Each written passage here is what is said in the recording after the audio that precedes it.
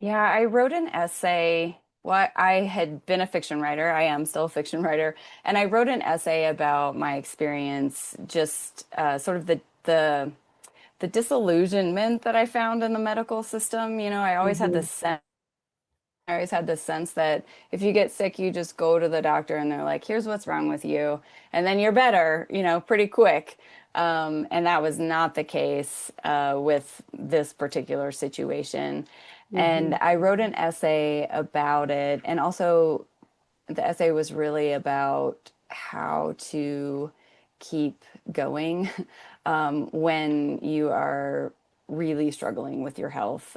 And I was so surprised by how many people reached out and how many amazing conversations I ended up in with other people struggling in a similar way with migraine or just with some sort of chronic situation.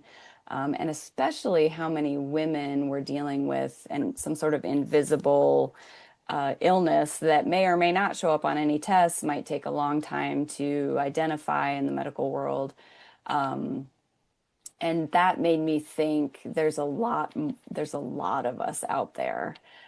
And then I started thinking about what if I turn this into a book? What if